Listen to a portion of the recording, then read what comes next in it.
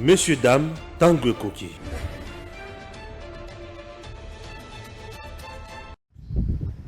Bonjour, j'espère que vous êtes nombreux au Bozolanda Biso. Bande ko balandi.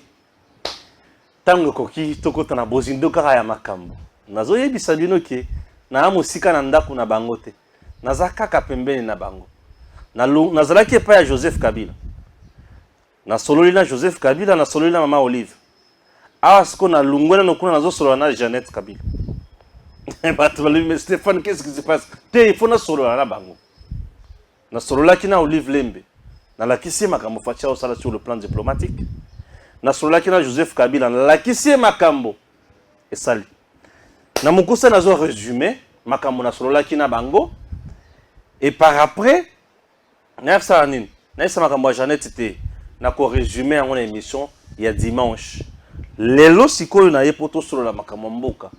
Madame Jeannette Kabila. Bonjour. Tout va bien?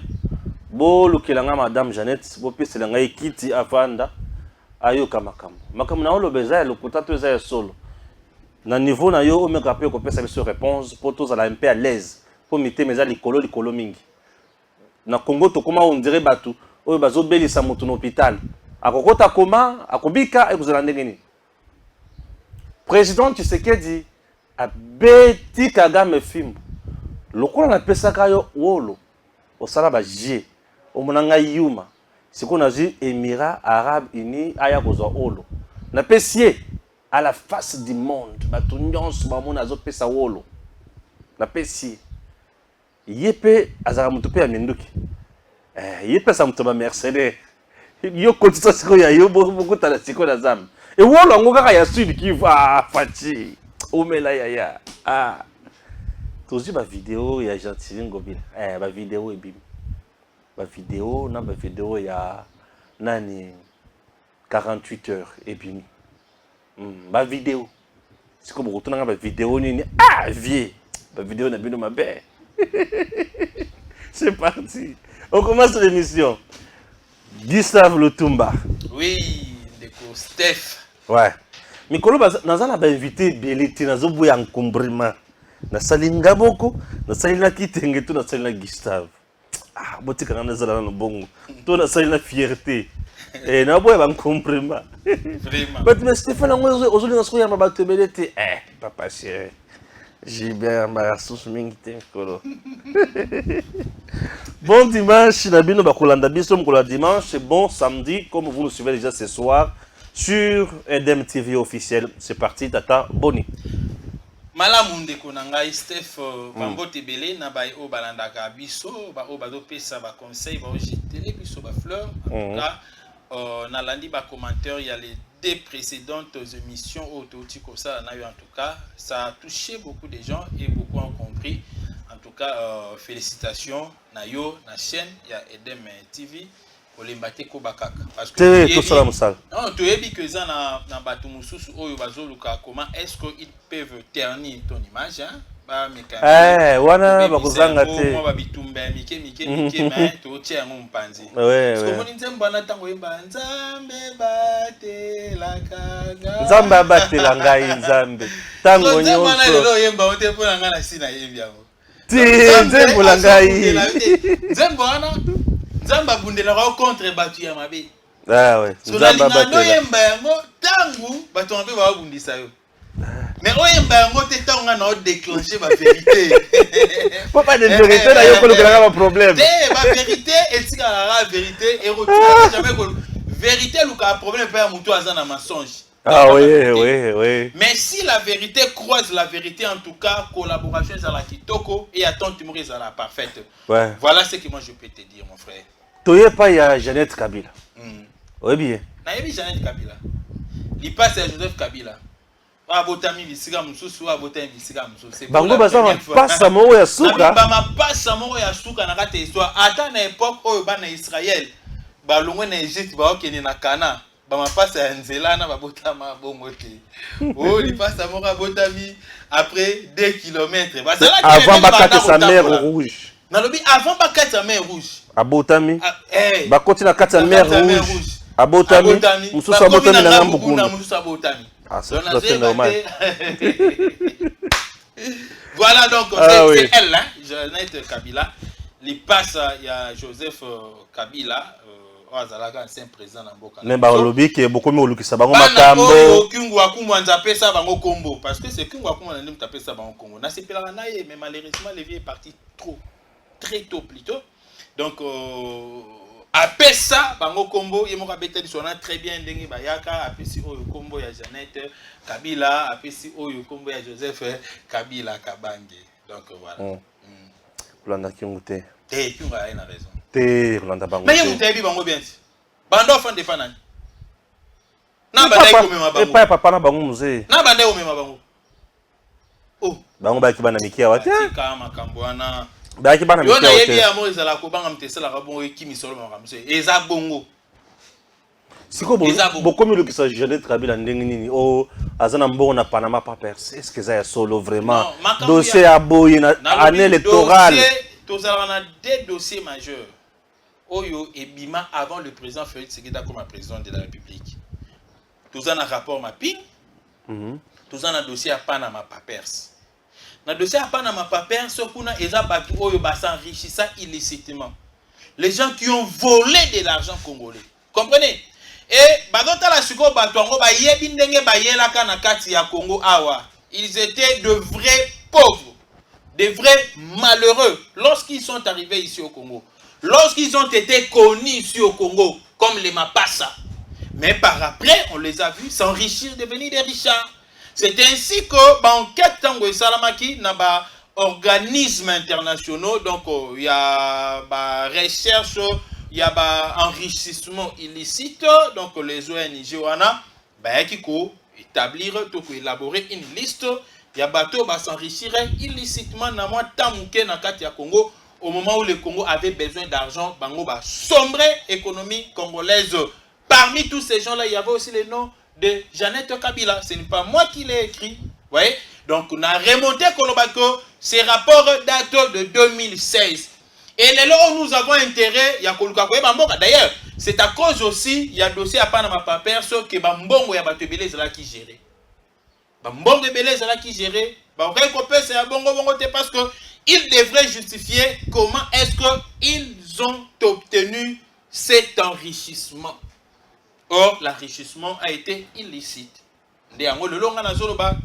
Jeannette Kabila, Jeannette Kabila, le député. Zana Moutema Malam. Ndima Razom Selabisola. Ah oui.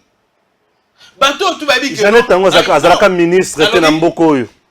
Azalaka ministre, gouverneur PT. Azalaka gouverneur T. Jeannette a comment balamant député.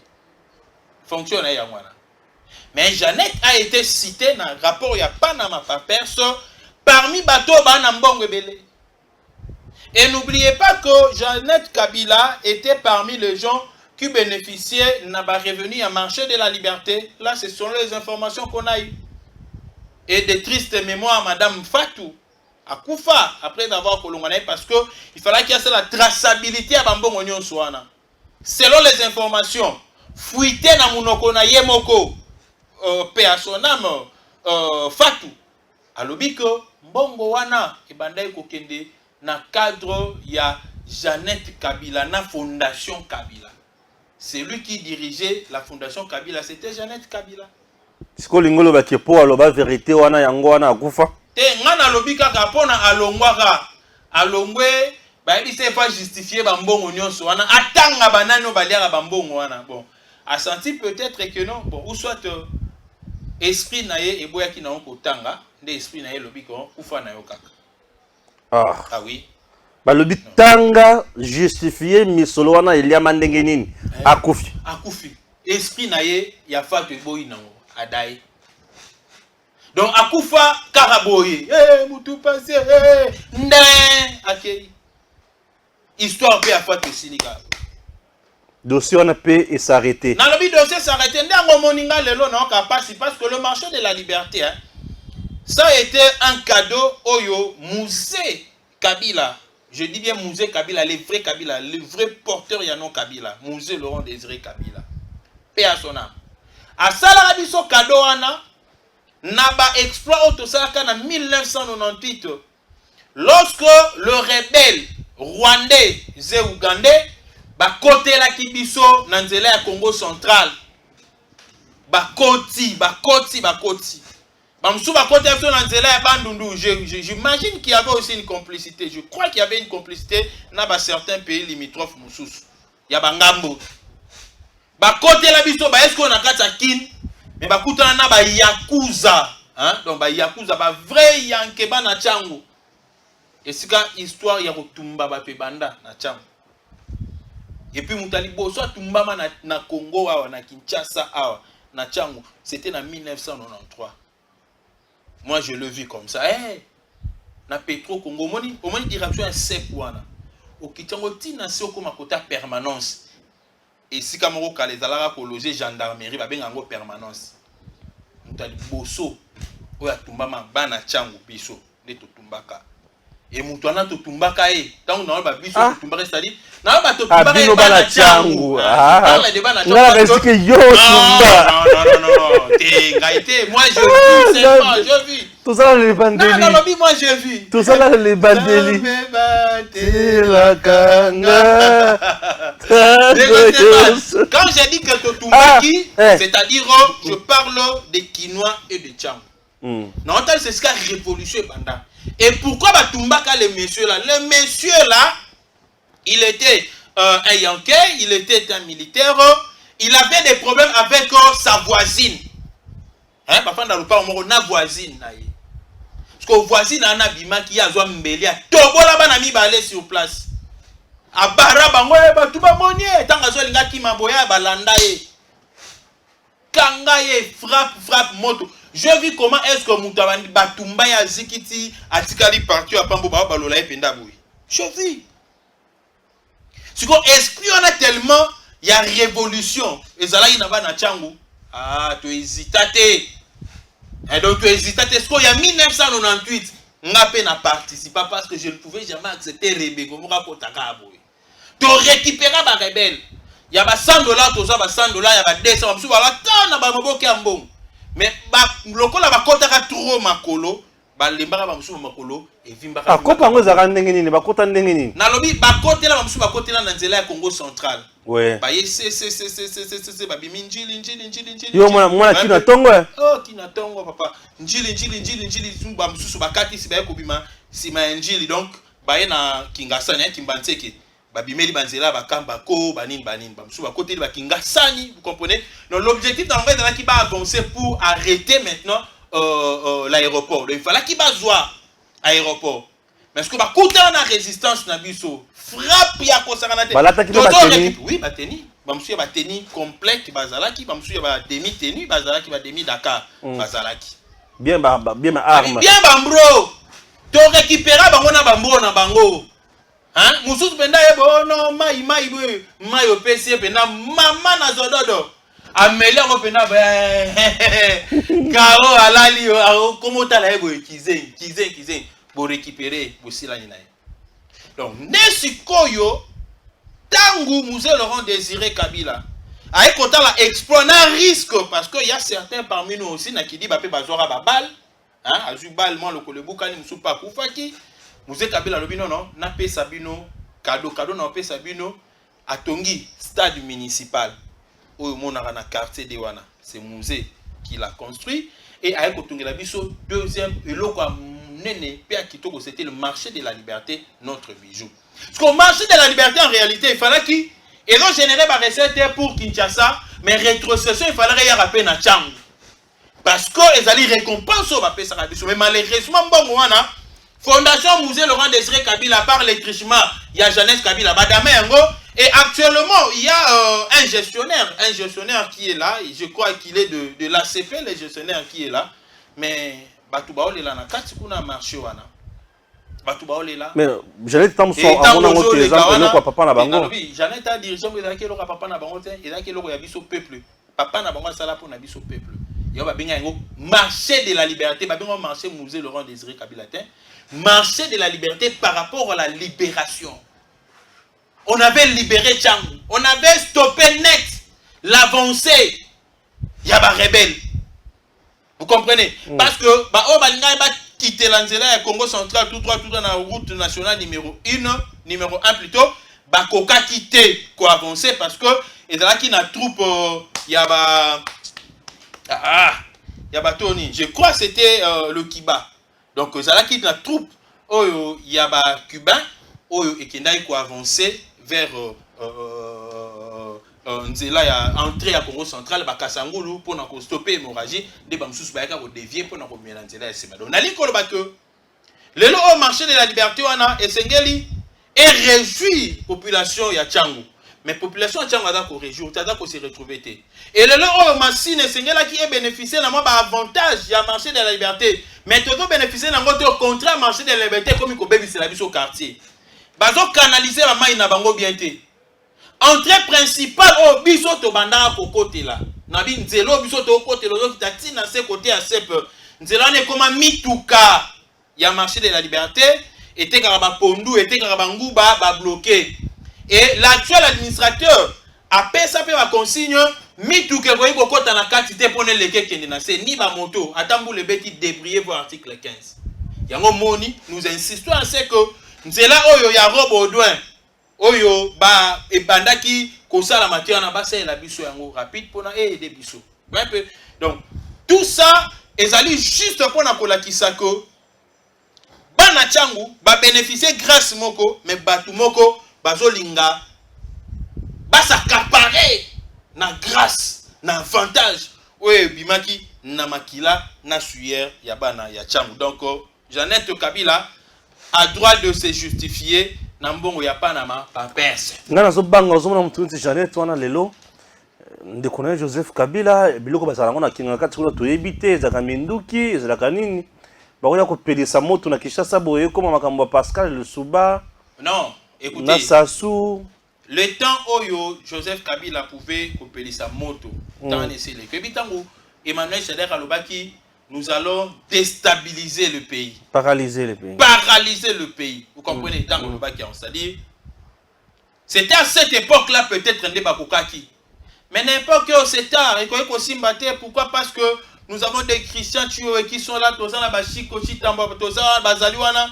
Donc tous na ba commando. Oh bazaliwana. Tous na ba militaire. Oh basi ba commanda moral mususu. Oh ba changer ba que nous sommes là pour servir la nation et non servir un individu. Joseph Kabila d'ailleurs, on mettra on a condition à malam. Tiens, par raison que pas Kabila ndengeni. Ils touchaient combien quand ils étaient avec Joseph Kabila? C'est logique. Quand ils étaient avec Joseph Kabila, bana ya basoda bandeko tanga na ba condition ni. Est-ce que bana basoda bandeko sont ba plasma à l'époque où ils étaient avec Joseph Kabila? Mais le lot kende na kan kokolo. Kende na kan tchat. Tala ba hôpitaux, tala ba salle de classe. Et quand on a un militaire, comment on a ration à bango et le chef de l'État il sait qu'il va non qu'on lia na bino qu'on mela na bino nyo se comment on a beaucoup nangai et le chef de l'État avait initié la proposition à loi sur la réglementation militaire et le lo et salami. C'est-à-dire que tant oyo Joseph Kabila pouvait faire ces histoires là et c'est le cas. Les Congolais comprenaient que non, c'est quelqu'un qui était venu pour déstabiliser, tuer ces pays. Alors, Kolokambongo ya Panama Pampers, est-ce que Jeannette d'abord, bino boza na confirmation que azana mbongo kuna. Na lobby. Po Kolokambongo oyo azana ngokuna, nazo yebate eza po bozangi mbongo ya élection. Nazo lo baboyi. Ce n'est pas parce que tozangi mbongo ya élection, non. C'est tozangi mbongo ya élection, mais tenga tosomba ba matériel, tiens, on a acheté le matériel. C'est ni ba personnel avant bazo futama chaque jour, c'est-à-dire qu'on a la volonté d'organiser les élections et l'argent il y en a. Oui, mais sauf que bato ba yiba mbongo na ndenga mabe ba mbongo wana ba bloquer yango na ba banque ya ba mindele ba bloquer yango parce que au lieu ba bloquer yango ka fanda te seigneur biso to récupérer yango on doit récupérer ça et tout celui qui avait volé illicitement cet argent là doit justifier comment il s'est enrichi. Peut-être ba blanchiment d'argent et salama, le blanchiment de capitaux et salama. Qu'est-ce que vous allez nous dire? On doit continuer à vivre comme ça aussi longtemps que ça n'a pas bon moko belé ba milliards de dollars au batu moko ba bomber ngo illégalement na libanda non pas na ma papers. Na mona kimbongo campagne zate. Na lobi mbongo campagne ezali mon frère. Autant bongo campagne comme tout zate. Là ezali. Tozwana no eloko mususu tulunguna mama Panama Pampers. Le président Tshisekedi na les Émirats Arabes Unis bayokani pour la makambo ya wolo. Et comme on a kuna société déjà ya ba arabe wana na Congo et la société en question et ko employé ba jeunes ou ya ba créateurs artisanaux, ba ko zobango na soin, ba ko futa bango salaire décent, ba ko sécuriser bango na ba coin nyonso wana, ba ko sala lisusu nini, ba ko tonga ba école pour na ba ya bana ya batu wana, biloko belé. Na biloko wana ndo moni epesa Paul Kagame qui pelekese. Vous savez, j'ai suivi, il y a certaines personnes, ces réclamants de l'opposition, oh non, le président Félix Tshisekedi, pourquoi est-ce que l'un de ses conseillers pouvait dire que non, on avait décidé de donner l'or, hein, une partie de l'or à Paul Kagame, voilà, voilà. Non, ce n'était pas dans ce sens. C'est-à-dire que, usine où il y a traitement de l'or, raffinerie, on doit raffiner. Pour les valeurs, il y a or et valeur et comme il fait à la raffiner, beauté comme on a pris mon cas bien. Si le pays voisin, le Rwanda, n'azali na usine. Alors quand la usine, il faut traitement wana et salama. Traitement na il fait salama et sengeli or et zala. Le coup la biso to banda il copé c'est accepté. C'est ainsi qu'il a utilisé certains Congolais mafieux. C'est ainsi qu'il a fait je dirais, son incursion, donc l'incursion de son armée, dans le Canabiso, pour Nababo Makabatu, c'est Makabateur, enfin, Bayi Bakaba, or Nabiso Bakenako traité Bango Bate Kaka. Donc, Bazoyi Bayango Nandenge Yakobo Mabatu, et Zobima clandestinement, et qui était Kami, la RDC ne bénéficiait absolument rien. C'est ainsi qu'il y avait cette proposition, et que quand vous avez cette usine-là, il y a raffinerie, Tozotinda or na biso ke epai na yo au raffiné aux huit par na yo oyo saleli raffinage et par wana ya biso toke toteki yango. Mais malheureusement le monsieur continue toujours na basal besoin na ye. C'est ainsi que le chef de l'État avait décidé de collaborer maintenant avec les Émirats Arabes Unis. Donc le ces Arabes là, les Émirats, je dirais un bloc très efficace, il y a plusieurs pays arabes. Oh, bazali pe na bambongo na bango ebele. Mais ces gens-là sont venus pour travailler avec nous. Et tala makanso bango baye nango. Le Rwanda azo kota, azo pillé ba richesse, azo pillé bandaku, azo violé, azo bomazo déstabilisé. Il ne rétrocède rien, il ne construit pas. Mais par contre, les Émirats, aïe, avec l'option, il y a qu'à exploiter hors Nabiso. Nous aurons de l'argent, premièrement, il y aura la main-d'œuvre, c'est-à-dire il y aura de l'emploi, bas Congolais, bas Kofutama, le jeune, bas Kofutama. Troisièmement, les Émirats vont construire pour nous. Barotonga ba école, Barotonga Banzela, Barotonga ba centre de santé. C'est le défi du développement. Et ce sont ces genres de partenaires au biso tozali yango bosenga. Au moins na aspect oyo. C'est que c'est un sorcier. C'est un sorcier. C'est tout le monde qui devrait applaudir le chef de l'État. Tous à l'unanimité. Que ce soit de l'opposition, que ce soit de la majorité. Que ce soit, je dirais, de l'église. Que ce soit, je dirais, des athées ou des païens. Moutounion sonabisika oyu. Et c'est qui a félicité les présidents Félix Antoine Tshisekedi pour avoir réalisé une telle performance avec le pays des Émirats d'Arabes Unis. Donc, il faut permettre Nabiso de l'Oyo, or Nabiso, ils ont très bien exploité, Torozula Yango Mbongo, et autres, d'abord, on a bien c'est-à-dire, tu vas recouper pour or Nabiso Anebima, maman Nabiso Naba Nabiso Abasi, va la violette pour or Anebima, or Anekobima par la grande porte et dans la paix. Et puis les banda avec assurance que mbongo ane dozonge la biso ezo soukaka kawana te ezo permettre na ba pays wana les Émirats d'Arabes Unis batongela biso ba école batonga banzela batonga ba centres médicaux. Donc ezali vraiment ba avantage moko je dirais majeur pour na biso peuple congolais. Oui. Ah Joseph, le bonheur du Congo. Le malheur du Congo, mon frère. Joseph, le bonheur du Congo. Le malheur du Congo. Pour biloko aboye c'est ngila qui Na lobby les malades du Congo. J'ai parlé avec un jeune hier là. Na qui na moto na mais na moto. Ah, Nikolo Mpiaka. Tout ça là na vient na biso mo bazala na PPRD vient na biso na zala so betele ka turbo. Aux mois 10 000. Betele turbo. Moi $200. Au betele turbo, moi $1000. Mais banda facha ya. Vena biso zo sous là on a été ah fachi penda bloqué nyonso. Na yebisi ndeko moi nous comprendre été. Fachi n'a rien bloqué.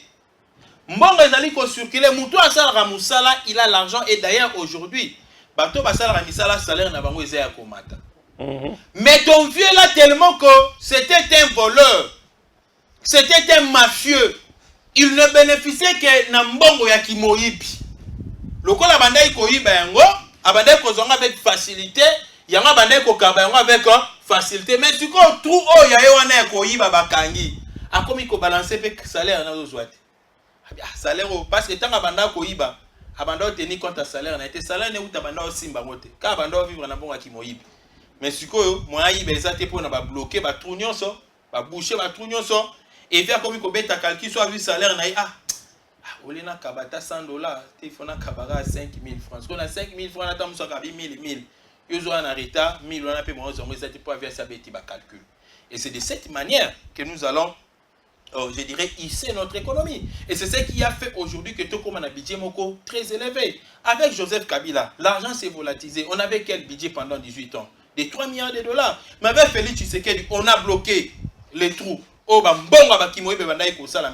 vous ne voyez pas qu'on a atteint déjà 16 milliards de dollars juste dans 4 ans.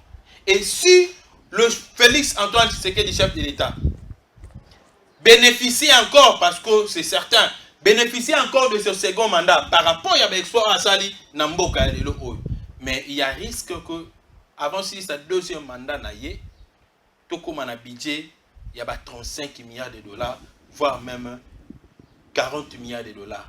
C'est possible avec le président Félix Antoine Tshisekedi. Donc voilà ce que moi je peux dire. Kabila n'a jamais été un bonheur pour les Congolais. Il a été le vrai malheur. Et je dirais même une malédiction pour les Congolais.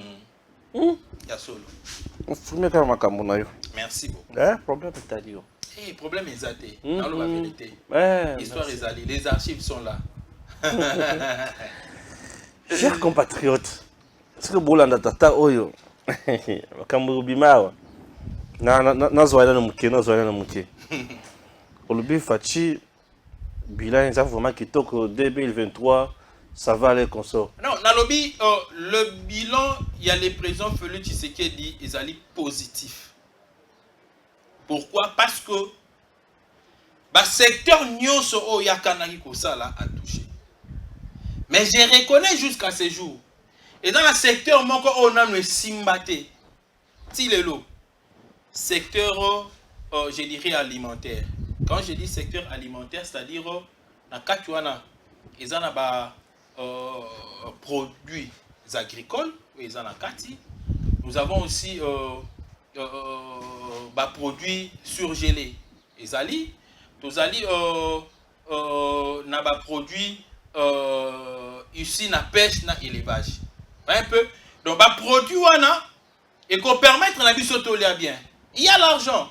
Mais des fois on a du mal, il y a comme on a surabondance, il y a nourriture, il y a aliment, il y a damas na kati ya marché. Et d'une part, je condamne 3 ministres. Je condamne le ministre en a charge il y a agriculture. Parce que jusqu'à ce jour, à part Kanyamaka, c'est Moutezo et Debusso. Mais le ministre de l'agriculture jusqu'à ce jour, tout le monde est à Moukolomorote, à Kita et Bissabiso, qui est un entrepôt. Et Zali Befort, il y a un ministère de l'agriculture. Bomoni ba masangu oy, bomoni ba loso oy, bomoni ba fufu oy, bomoni ba nguba oy. Et Zali ba effort, il y a un ministère de l'agriculture jusqu'à ce jour. Zéro. Et ces genres de ministres ne méritent même pas les retours au gouvernement. Non, je vous dis mon frère, il faut être franc. Parce que on a des difficultés parce que j'aime être légal. On a un sentiment à côté. Si l'agriculture aujourd'hui marchait très bien, Wenzenyo Sengeza la Sirabonde, Masangu, Fufu, tu es bien en boka la biso, bilo que côté belé kitaka. Mais ce gars bilo que comme rare 2 jours et mati inflation à ma casse. Flambée des prix. Mais ministère de l'agriculture et le côté Tissiko. Ata entrepôt mon côté il a présenté biso ya baloso naé, ya banguba naé, ba madeso et consort. Ministère de la pêche et élevage. To komi toke na abattoir a to luka ngombe balobi ono mikolo bangombe ezate bangombe zoyate. Vous imaginez? Boke bo luka ngulu ba bisi no ke no bangulu ezate. Non, soyez logique. Est-ce que le ministre azalaki na politique te ya kosala ta le fisc ba ferme. Azalaki na politique te atako na collaborer avec les gens qui ont des fermes. Qu'on subventionne bango. Mawa plein. Mbisi kout na parlons pas. Mbisi zo pour la. Le président Félix Tshisekedi. Abunda ni kout. A Solana va pêcher na biso à Kinkole. On a mis les moyens pour na batungi la bango espace avant dans le Koloba. Est-ce qu'il faut président Félix Tshisekedi qui n'a pas ça la suivi dans chaque jour? Ton ministre il y a pêche et élevage. Il faut qu'à se sentir préoccupé à bêta à bateau qu'on a chaque fois. Au moment où il y a un peu de bolai, le rôle net n'a pas Corée. Pierre Lyon, le ministre, a tué un canon rapide. Il a posé la population dans la Mbisi. Yo, avant de Mokilia, Mbisi, des conteneurs. Donc, le ministre a PC pendant Ndobo, le PC filé. Boutou Mobimba, il faut l'obambis, pour les capitaux. L'obambis, mais ça fait très mal. Et le ministère de l'économie, c'est le ministère qui est censé y accoler la stabilité des prix n'a pas marché. Et le commis koto, ekola masango prix moussous, kune ekola masango prix moussous. Ekola loso prix moussous, sac à loso prix moussous, sac à madesu prix moussous. Et là, on va dire que non, c'est le chef de l'État. Ça fait très mal. Mais dis-moi, d'une manière générale, le chef de l'État, s'il faudrait l'évaluer, moi je lui donne 70% sur 100. Dans 5 ans, Oyo, il a obtenu au moins 70%. Dans le secteur. Donc, on a l'impression que les bilans, le président Félix Tshisekedi, ils ont un bilan positif. Il dépêche pour représenter l'élection. Bango. Il dépêche de représenter l'élection de Bango, oui. Il y a des gens qui vont répondre. Netsinga d'abord. Je suis de l'UDPS. Et je me dis déjà être candidat député provincial. Dans la circonscription à Massina. Vous pensez qu'on ne va pas m'élire? Je serai voté et élu. Pourquoi? Parce que d'abord, j'ai un caractère. Je bouscule dans Massina. Lorsqu'il y a les choses qui ne semblent pas marcher, je parle, j'alerte. Je collabore très bien avec la base. Et sous Kaka Wanate, Nayebi Massina bien du début jusqu'à la fin. Nayebi ma difficulté majeure ya Massina. Né na regretaka ba député non so ba bimena Massina, et à la nationaux ou soit provinciaux. Ils n'ont rien fait. Ils n'ont pas pallié aux difficultés yaba Massina, aux vraies difficultés yaba Massina. Et ça pour le temps. Et c'est que donc je vous dis que les députés de l'UDPS seront élus si seulement et si le parti parvenait à aligner des bons candidats. Pas seulement les candidats qui ont de l'argent, mais les candidats qui ont une certaine notoriété, des deux, qui sont connus à Massina, qui maîtrisent bien Massina et qui sont proches de la population. Voilà ce que moi je peux dire. Ok. Et nous avons la sûr parce que nous avons dit que nous avons voté dans Massina. Parce que oui, j'ai œuvré beaucoup dans l'enseignement et dans Massina, j'ai dirigé au moins 5 écoles à Massina. Donc, nous avons voté. Nous avons parents voté parce qu'il y a des parents qui ont voté. il y a des bancs on attend ça bana bango fele. Et il y a des parents qui se plaignent de la méthodologie et ça là-bas on a un génie, comme un professeur des universités, un assistant. Vous voyez un peu? Donc c'est déjà une fierté pour moi. Je serai élu sur la liste de l'UDPS. Et il y aura aussi certainement certains députés qui seront élus. De l'UDPS. Sur la liste de qui? Sur la liste de l'UDPS. Kabouya. Pour la nuit. Auto aussi déjà. Oh papa, mais est-ce que Nazala a un problème? Auto aussi déjà.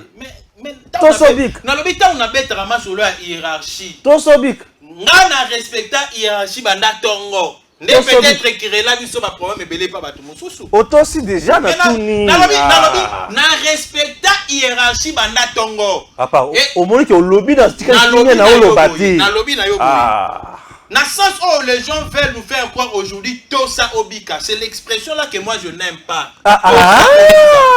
Laissez-moi évoluer, non? Dans le lobby, l'expression Tosa Obika, la manière au Bakbazo, c'est ce que je n'aime pas. Mais nous avons déjà respecté le statut depuis longtemps. Nous avons soutenu le CG Kabouya depuis longtemps.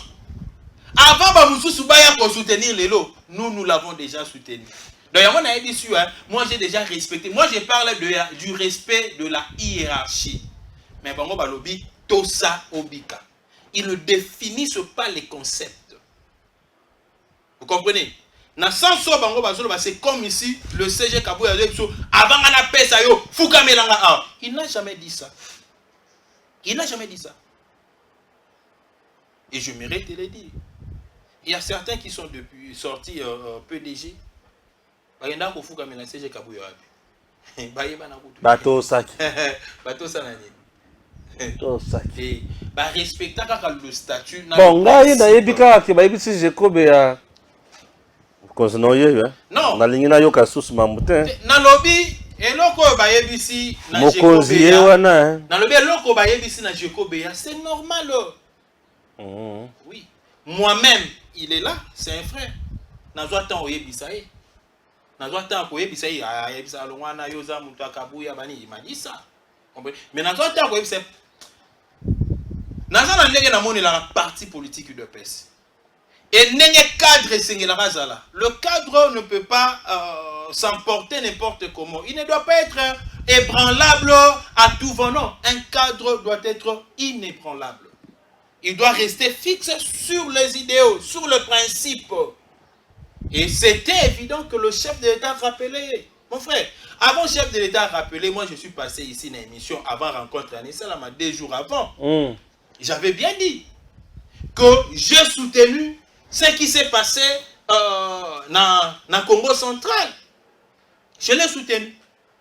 Bien que je n'étais pas de la partie prenante parce que Nazaraki n'a Mboujimaï, mais j'ai soutenu cette initiative. Et quand je vis toutes les figures se retrouver, j'ai dit voilà, les combattants, le cadre de l'UDPS commence maintenant à comprendre qu'on doit être un pour être efficace. Très bien. Au-delà, il y a des divergences sur eux, au-delà, il y a des sentiments. Nenazwa qui audace, il y a que Moutou, oh, toi, Zala qui kuna, na qui santu. Sora meki kobima tele mena ba résolution qui santu, nga na tele mena ye. Merci. Là, je rentre du côté de la réalisation. Vous proposez l'activité, il y a Princesse Adel Kaïnda Maïna Alina Katia pour soutenir candidature à président de la République pour 2023. Messieurs, dames, Tanguy Koki. Le 4e cycle électoral est lancé et l'ALDEC et son autorité morale, la ministre du portefeuille Adel Kaïda Maïna, se sont déjà embarqués dans le train des élections qui a déjà quitté la gare. Et ce mercredi, le membre de l'ALDEC et son autorité morale étaient au centre Nganda pour une matinée politique. Au cours de cette manifestation, l'autorité morale de l'ALDEC a donné les mots d'ordre à ses membres se trouvant à Kinshasa comme en province d'aller s'enrôler massivement en marge des élections prévues au mois de décembre 2022. Comme il s'est enrôlé en Bandaka, ça symbolise de l'eau. Et personne ne peut compter les poissons. Ce qui veut dire la victoire de Fachi Béton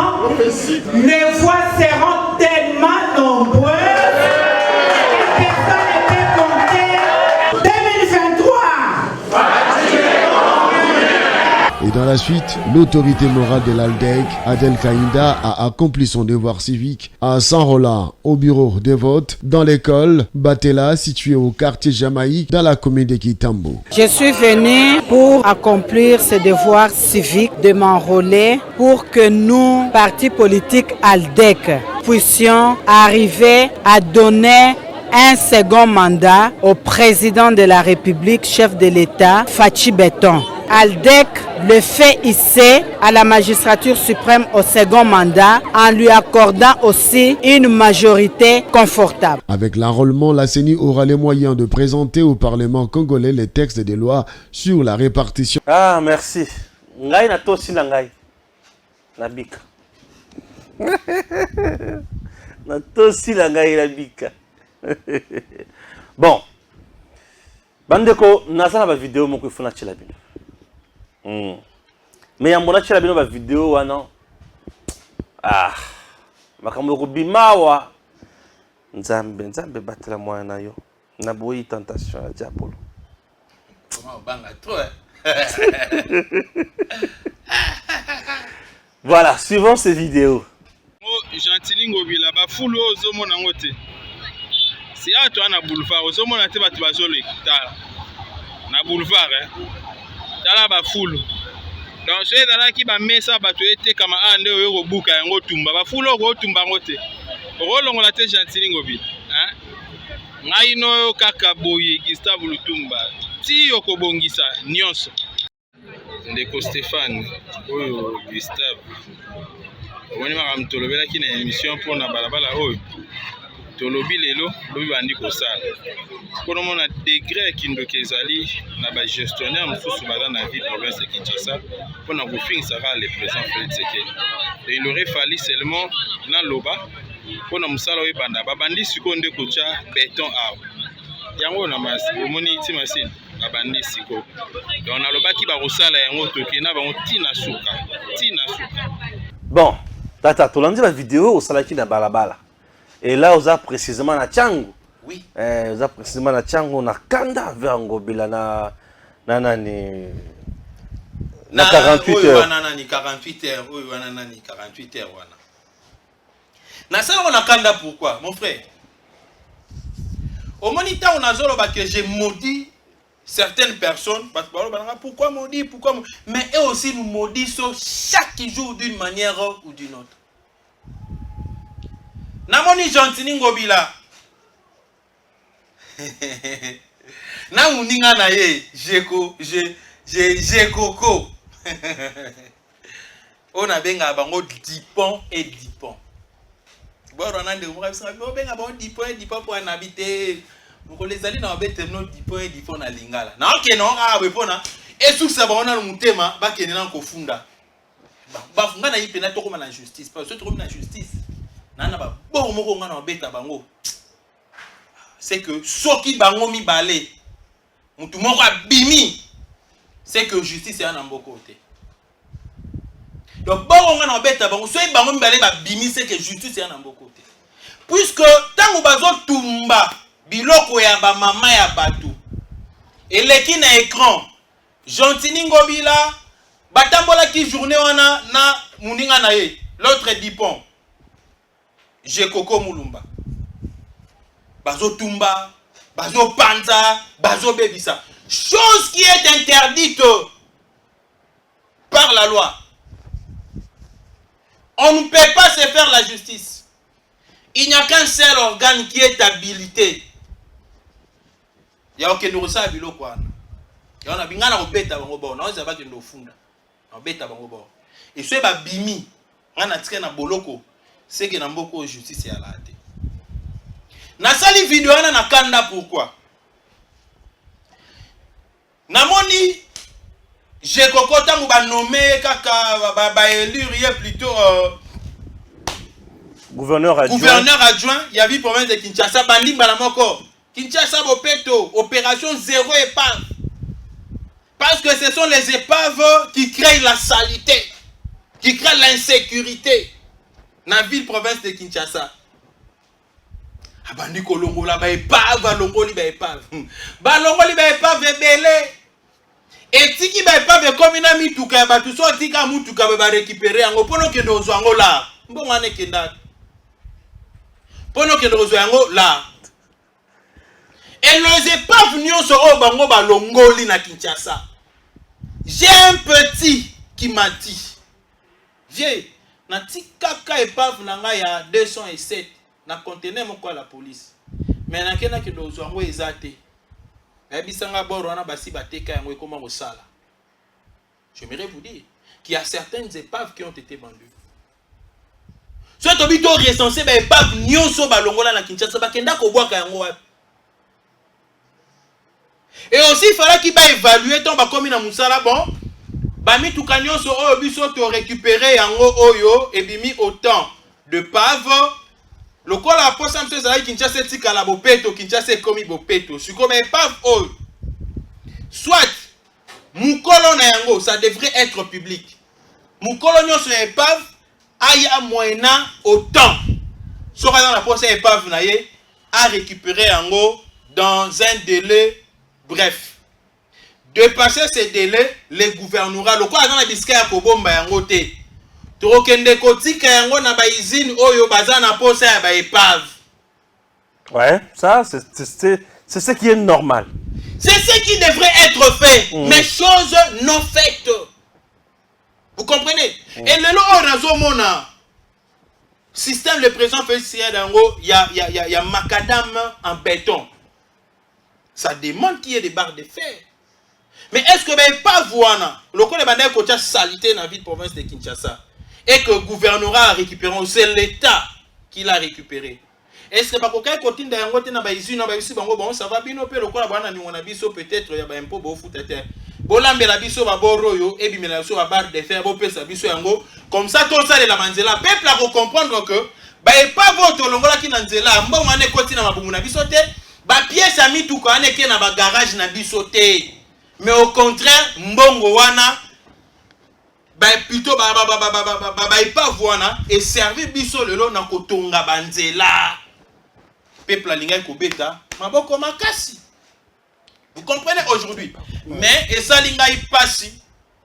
Ya komona ko je koko mulumba aloba keno ana posa ya bopeto na Kinshasa. Le loi ya boulevard Lumumba ezana ba fulu yango bomoni na filmer fulu wana bomoni na filmer ezana boulevard ezana ndenga kate ezana boulevard Lumumba fulu wana c'est moi qui l'ai filmé na boulevard Lumumba full bazoleka wana ba monate ba full wana ba oleka ba monate. Est-ce que c'est normal? Ba full oyo wana ba oleka ba monate. Non yo ba full na boulevard Lumumba o moni yango na moni yango na filmer ça na boulevard Lumumba na filmer yango na tindi ça se voit mon frère. Ça se voit. Et ce qu'on le yo koloba na nini ata yo moko okoloba na ngani wana ba full. Mais na biso ba fulu ozomona oyo ba fulu na boulevard Lumumba. Et nazali koloba parce que je n'avais pas assez de moyens pour na corroder. Ngana komisko ko sala je dirais contrôle moko citoyen. J'ai fait un contrôle citoyen de la ville province de Kinshasa. Maintenant na pour ça ba sponsor atayo poko sponsoriser nga. Muta koloba que non chaque jour Gustave na nsombe na kakata 20 litres à carburant. Na botambola partout, bisika na moni fulu na filmer na boîte. Pourquoi je dis ça? Nous avons parlé na avenue oyo ya Robodouin, oyo basundola. Tobeti ngana yo awa 2 jours passés. Mais lelo oyo image ezawana, lelo oyo ngamo ko mutu na filmer yango. Na moni société, donc l'entreprise ezali ko ça la place wana. Babandis ko koya ko couler béton. Lelo, bandi ko couler béton. Donc on devrait parler. Et on dit pourquoi ba weli si ba couler béton ana. Tozana mitu. Lokola na lobaki que chef de l'état ba koluka ba ya ko konsa yo ke awa to chaki autant de tonnes ya bakayaso membula ndenga ya kiboye elekeli yango parce que tant ba sala ranzela ba obeta calcul ya hauteur. Oh ba ça dirait couche. Oyo mabele kokota terre jaune ekota couche wana ba taxaka yango ba robeta couche ya ba gravier oyo kokota donc ba kayas ba taxer yango et ba ekobeta calcul ya couche finale ba évaluer nyonso ba taxer gouvernement fouti. Maintenant à partir ya wana nde ba yibaka na yango l'état ba yibaka na yango l'état. Au lieu peut-être couche wana ezala soit il y a 80 cm dans l'ensemble. Bango ba ko attend mususu ba tcheka ka terre jaune 20 cm. Au lieu batia 50 cm. Je donne un exemple. Il y a ba kayaso bango ba tcheta mususu 10 cm. Allez ba ko tia produit fini. Parce que bino bebite bon l'équipe bon ka keno ba sala ki bon nzokande les 40 cm wana o bango ba tchete. Ba yibi l'état ba tchembongo na ba poche na bango. Et l'agence qui est en train de faire les contrôles, à ça la contrôle voilà le plus vite que possible. Et mon escale est comme on a vraiment ma bête. Baké komanda ko tchaka ka béton, bisika oyo espace ya mouné nezali, c'est-à-dire kaya c'est côté mingité. Nde ba ko tcha pour nous recouvrir ba bêtise na bango. Nous devons les amener jusqu'au bout. Donc mon bloc pesinga kanda. Donc on devrait parler pour que ces gens ici agissent. Mais dans l'autre temps les chefs de l'État, si par exemple certains de ces conseillers ne sont pas, je dirais, expéditifs, mais nous autres qui se réclamons être ces communicateurs, qui se réclamons être ces yeux, nous sommes dans l'obligation de dénoncer. Mon frère, tant que Nzambe bate la kanga, ngai na ebisaka, Nzambe, merci Nzambe, na osa musala oyo tindi ngai. Donc na yepo na dénoncer. Parce que sungan de konanga Stéphane basimba été parce que ngana le kaka so bakangi ngana le kate yango so tongo banze balanga ba voilà nze bwana ezali propre pour na yo mais ngai je dois dénoncer mon frère buzo babo jusqu'à quand ba welisi kobuka ba mesa ya ba sous prétexte to lingi propriété mais batiki ba fuluti lelo ba fulu. Et si c'était les tables, wana balinga ko casser ba bimisi ba makasi na bango ba mona bonde ba buka biloko ya batu. Ba beta na ba mama batu ba fimbu, ba mama batu bazolela, bazo sopa na biloko ya ko sopa. Na moni mama ko ba sopa ki mikate na ye salinga passe. Na mafuta na mikate. Et d'ailleurs so moni mona moi ça te ka mikate na nguba. C'est-à-dire ezali ba dernier moyen. Donc ils a ba dernier moyen, c'est-à-dire azana mbongo te. Makomi ko sala mbongo wana ka pona soit azo rambongo sombela mona pampex na mbongo ya kolia chaque jour. Tant musu pa na sac à farine te masomba ka bikolo. Siko yo sopi yango. Osopi mafuta, osopi mikate. Mikate o mutu kolia zu nzoto makasi. Mais otikeli biso fulu. Fulu oyo kopesa batu maladie typhoïde. Otiki yango fulu oyo bakonzi ba uta libanda ya mboka. Bazo bakuta fulu na boulevard Lumumba fulu. Jantiningo bila bafulu. Jekoko Mulumba bafulu. Les dés Dupont et Dupont. Bati kakose la biso ba aventure ya Madame Castafiore. Madame Castafiore. Madame Castafiore. Personnage wana na kati ya film ya Tintin. Na kati ya film nini ya des personnages appelés Dupont et Dupont. Ce que tu as là, scène oyo Madame Castafiore a salaka, liboso ya professeur Tournesol, Mupandi a des Dupont, na capitaine Adok. Pardon. Pardon, tout ce qui est là. Merci. Merci, Jassi. Tout le temps, merci. Messieurs, dames, Tanguy Koki.